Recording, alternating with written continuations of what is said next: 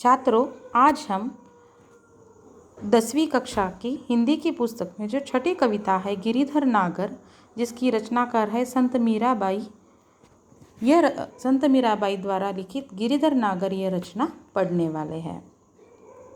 तो पहले हम संत मीराबाई का परिचय देखते हैं।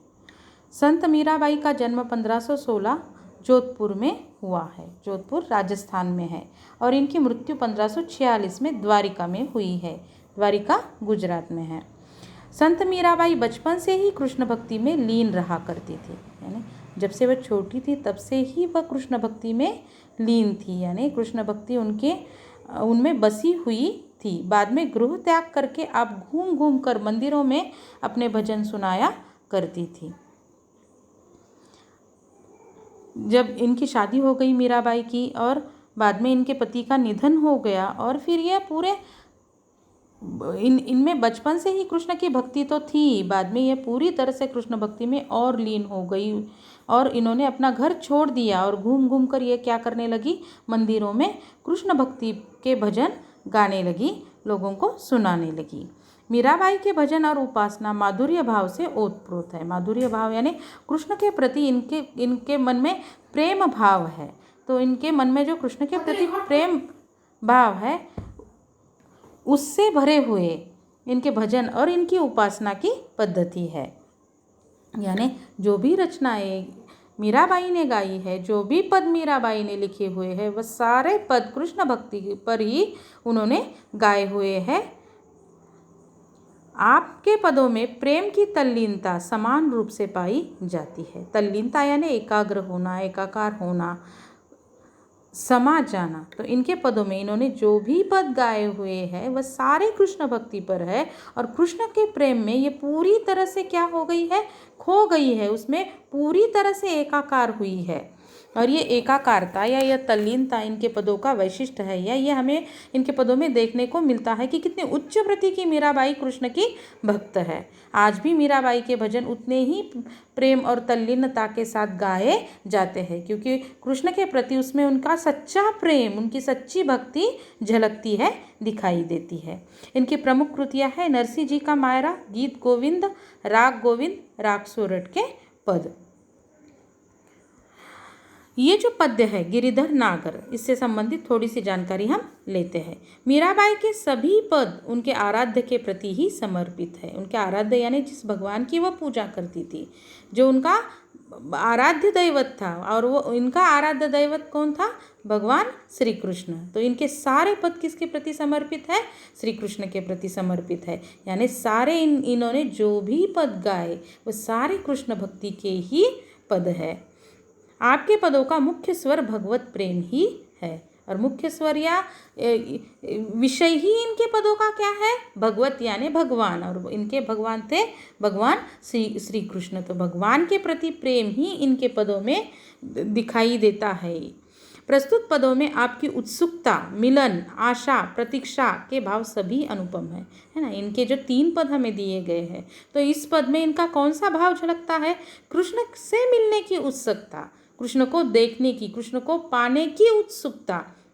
अब लौकिक अर्थ में कृष्ण को नहीं देखा जाता है, पर जिस तरह की ये उच्च कोटि की इनकी भक्त थी, तो हमेशा जिनके मन में, जिनके ध्यान में, जिनके वचन में कृष्ण था, तो ये जैसे हमेशा कृष्ण इनके सम्मुख रहते थे, तो बार बार कृष्ण को याद करना, उनसे मिलना, इसके प्रति ये उत्सुक थी। कृष्ण से मिलने के लिए ये क्या थी, बेहद उत्सुक थी।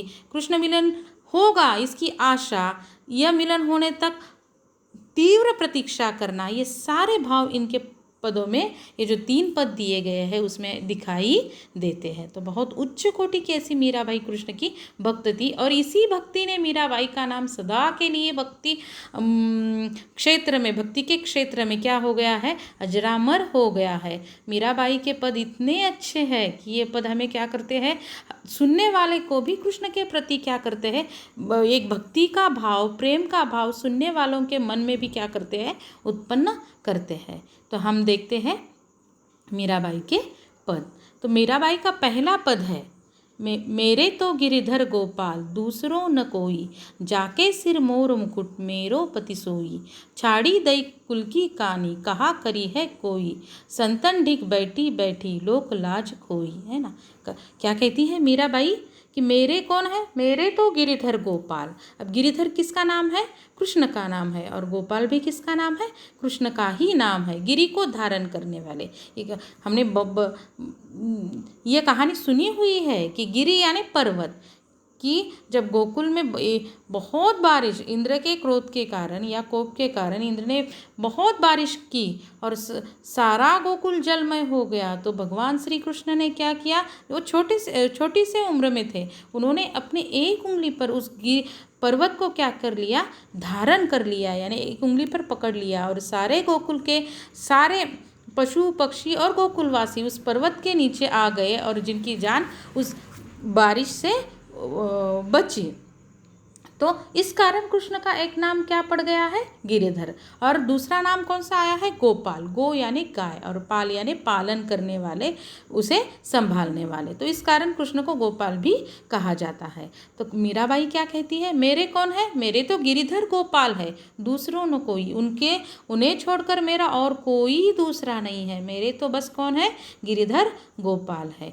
जाके सिर मोर मुकुट मेरो पति सोई। और कौन से गिरिधर गोपाल, कि जिनके सिर पर जो मुकुट है उसमें क्या लगा हुआ है, मोर का पंख लगा हुआ है।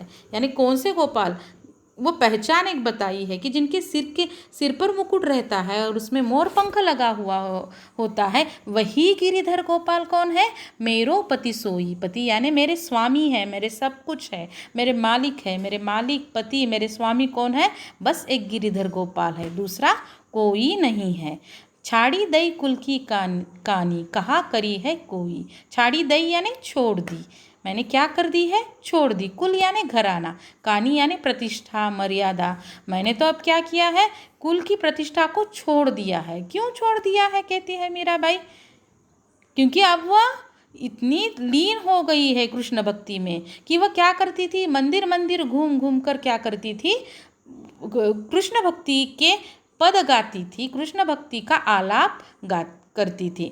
यानी अब ये राजघराने से संबंधित मीराबाई थी, और ये मंदिर मंदिर में घूमकर क्या करती थी, कृष्ण भक्ति में लीन हो गई थी। इसलिए वह कहती है कि मैं ऐसा करती हूँ तो लोगों को लगता है कि मैंने मर्यादा क्या किया है, अपने घराने की मर्यादा को छोड़ दिया है। अब लोग ऐसा कहते हैं तो कहे, इससे मुझे कोई लेना देना नहीं है, मैं तो बस अपने कृष्ण प्रेम में, अपने कृष्ण भक्ति में क्या खो गई हूँ। कहा करी है कोई, कहने वाले कहते रहे, यानी कोई कुछ भी कहे कि मैंने कुल की मर्यादा छोड़ दी है और मैं कृष्ण भक्ति में लीन हो गई हूँ, और मुझे यानी इसका मुझे कोई दुख नहीं है कि लोग मुझे क्या कर रहे हैं, मुझे पीछे ताने देते हैं तो दे, इससे मुझे कोई लेना देना नहीं है, क्योंकि मैं तो अपने कृष्ण भक्ति के रस में ही क्या हो गई हूँ, खो गई हूँ। अपने कृष्ण के लिए मैंने सब कुछ छोड़ दिया है, अब कोई कुछ भी कहे इससे मुझे कोई फर्क नहीं पड़ता है। संतन ढिग बैठी बैठी लोक लाज खोई। संतन यानी संतों के, ढिग यानी पास में, यानी अब मैं किसके पास बैठती हूँ, संतों के पास में, क्योंकि संत भी किसमें खोए हुए होते हैं, भगवान के भक्ति में, है ना। तो ये संत अब में जो भगवान के भक्ति में, जो कृष्ण के भक्ति में लीन है, तल्लीन है, वो लोग मुझे अच्छे लगते हैं। मैं उनके पास बैठकर और कृष्ण के नाम को सुनती हूँ, कृष्ण को और समझती हूँ, कृष्ण को अपने आप में उतारती हूँ, यानी मैं कृष्ण भक्ति में खो जाती हूँ। तो इसीलिए मैं संतों के पास बैठती हूँ। और अब लोग कुछ भी कहे कि मैंने सारी लोक लाज खो दी है, मैंने सारी मर्यादा छोड़ दी है, ऐसा कहते हैं तो कहे, मैं तो संतों के पास बैठकर अपने कृष्ण नाम को और सुनूंगी। असुअन जल सींची सींची प्रेम बेली बोई, है ना।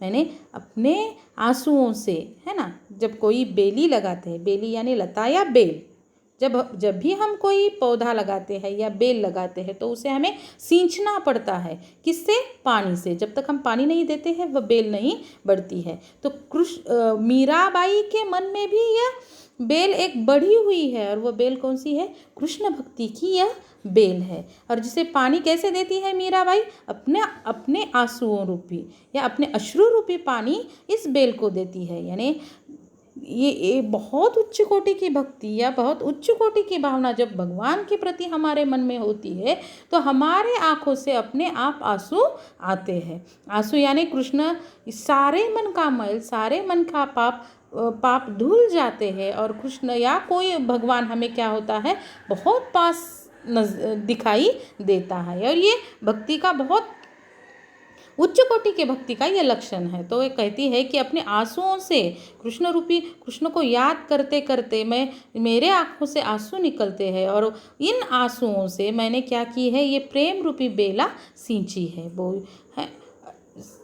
है, ये बोई है मैंने बेला, यानी मेरे मन में कृष्ण के प्रति जो प्रेम है वह क्या होता जा रहा है, बढ़ता ही जा रहा है। अब तो बेल फैल गई है ना, अभी अब तो ये कृष्ण रूपी बेल जो मेरे मन में प्रेम से मैंने सींची हुई है, मैंने आंसुओं से प्रेम रूपी ये जो बेला सींची हुई है, लगाई हुई है, अब ये बेला क्या हो गई है, फैल गई है। यानी अब तो कृष्ण मेरे तन मन में बसे हुए हैं, अब कृष्ण ही मेरा जीवन हो गए हैं। और जैसे कोई बेल लगाते हैं तो उस पर फूल आते हैं, उस पर फल आते हैं, वैसे ही ये प्रेम रूपी कृष्ण के लिए जो मेरे मन में प्रेम है उसी को मीराबाई ने बेल कहा है। तो ये प्रेम रूपी बेला जो मेरे मन में मैंने लगाई हुई है, तो ये बेला अब क्या हो गई है, फैल गई है। और इस पर फल कौन सा आया हुआ है, आनंद का फल आया हुआ है। आनंद एक भावना है ना, मन में प्रसन्नता, खुशी, आनंद।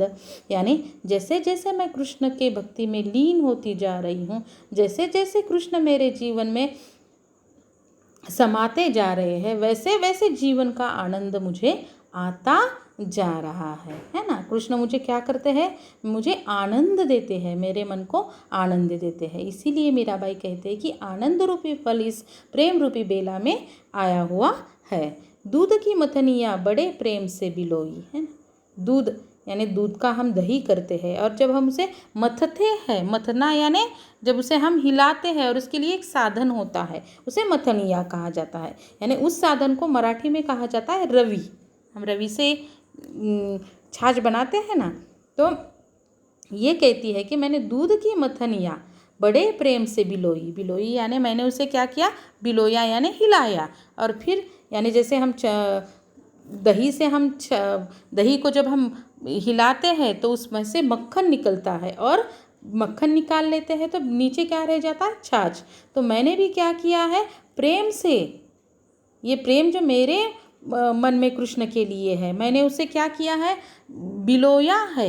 माखन जब काढ़ी लियो छाछ पिए कोई। और ये भगवान का नाम जो है, जो सार है, मक्खन यानी क्या होता है, सार होता है ना। ये सार मैंने निकाल लिया है और नीचे जो छाछ बच जाता है, जिसमें सत्व जो होता है वो मक्खन रूपी सत्व मैंने निकाल लिया। यानी कृष्ण रूपी नाम मैंने, कृष्ण की भक्ति उसमें से मैंने निकाल ली। और नीचे जो बचा है छाछ, वो चाहे कोई पिए, इससे मुझे कोई फर्क नहीं पड़ता है। मैंने तो कृष्ण के नाम रूपी, कृष्ण के भक्ति रूपी माखन को अपने जीवन में ले लिया है, निकाल लिया है। भगत देखी राजी हुई, जगत देखी रोई। यानी जहाँ जहाँ मुझे कृष्ण के भक्त दिखाई देते हैं, राजी यानी खुश, जहाँ अच्छा लगना।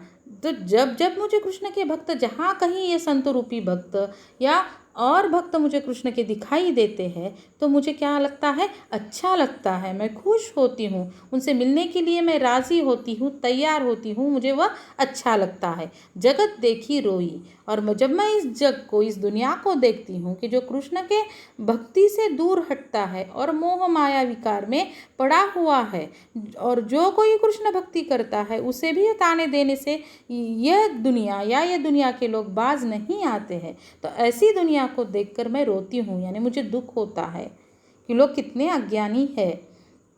दासी मीरा लाल गिरिधर तारो अब मोह, है ना। क्या कहती है मीराबाई कि मैं तो तुम्हारी दासी हूँ गिरिधर, और आपकी दासी है ये मीरा।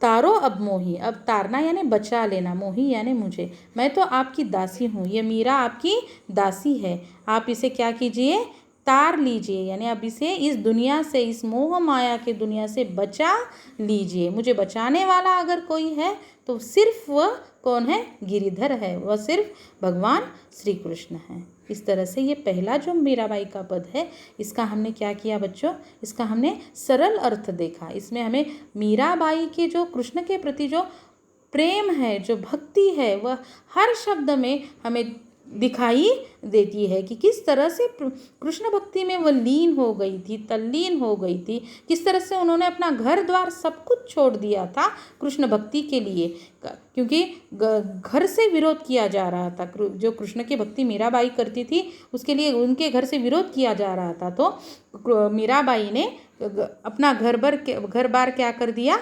त्याग दिया। कहा जाता है कि मीराबाई को पीने के लिए जहर भी दिया था, पर कृष्ण का नाम लेते हुए मीराबाई ने वह जहर क्या कर लिया? पी लिया। इतना यकीन उन्हें कृष्ण पर था और कृष्ण ने उन्हें बचा भी लिया। यानी सच्चे मन की भक्ति किस तरह से करनी होती है, भगवान के प्रति प्रेम किस तरह से होता है, ये मीराबाई ने अपने कृति से, अपने जीवन से सबको बताया कि सच्चा भक्त कैसे होता है। तो हमने ये पहला पद गिरिधर नागर का देखा।